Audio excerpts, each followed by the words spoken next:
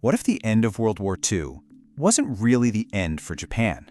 Today, we're going to dive into a pretty startling alternate history, one where the long-awaited peace was really just the beginning of a whole new, devastating conflict, the division of Japan itself. I want you to just picture it for a second. It's August 1945. The guns are finally silent. The entire world is just exhausted, but so hopeful. For the first time in years, it feels like real global peace is right around the corner. But what if that peace was just a mirage? What if one man's personal ambition decided to reignite the fires of war, splitting a nation clean in two and completely redrawing the map of the Cold War as we know it?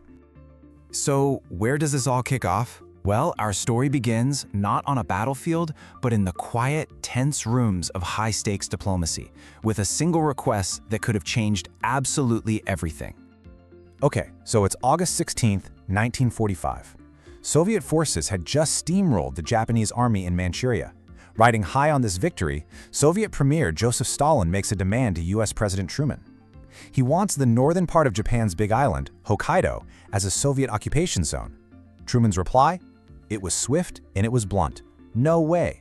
All of Japan would surrender to the American General MacArthur. Period. And right here, this is our point of divergence. This is the exact moment our history splits.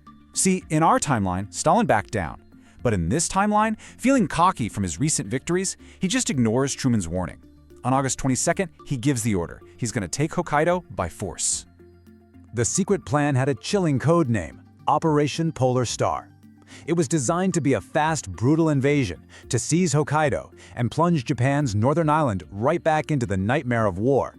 The speed of this escalation is just breathtaking. It goes from a diplomatic no to a full-blown invasion in just over a week.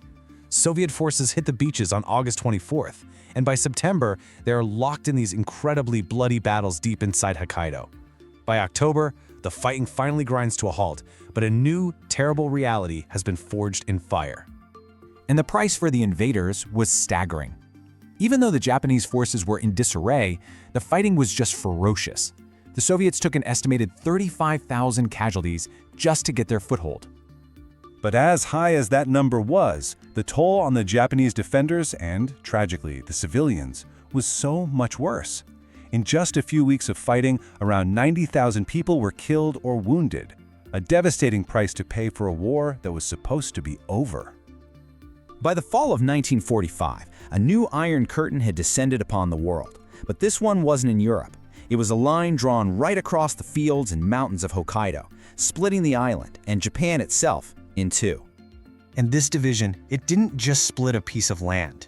No, it created two entirely different Japans, each one set on a radically different course, each one forging a completely separate destiny.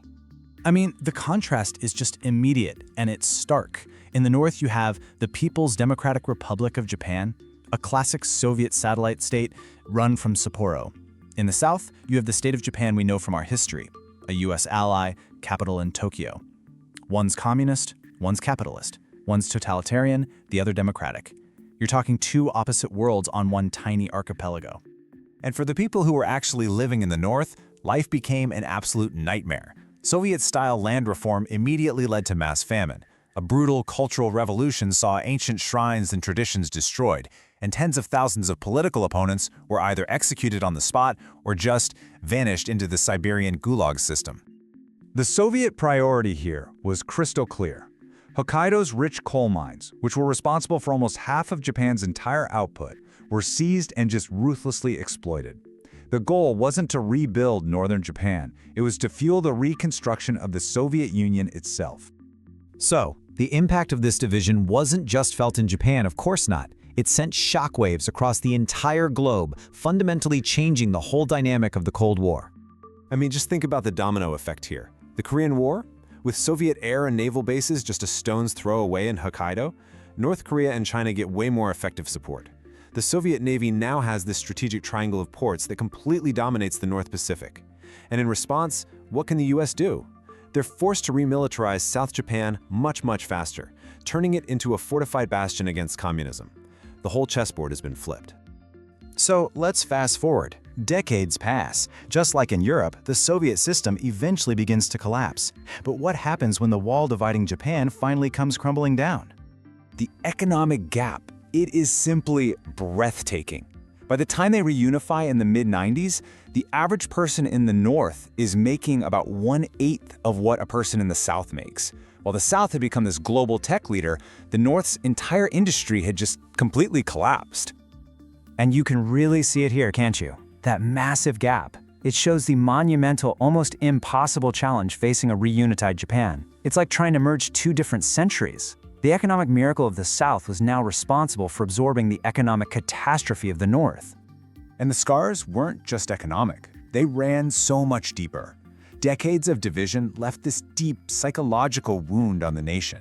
You had a massive brain drain from north to south, rampant unemployment, a scary rise in political extremism, and this lasting feeling that the people of Hokkaido were somehow different from the rest of Japan. You know, the source material we've been exploring really sums it up perfectly.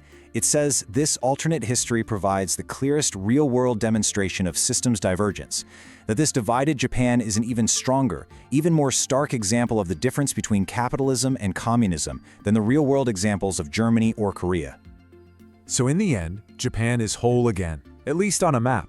But it's not the same. It's a nation that now carries the deep, invisible wounds of a 50-year division, a country forever marked by a conflict that, for half of its people, never truly ended in 1945. And that leaves us with a really haunting question. How does a nation even begin to heal from a history that never actually happened? It forces you to think about that razor-thin line between the world we know and the one that so easily could have been, all resting on a single man's decision in the final chaotic days of a war.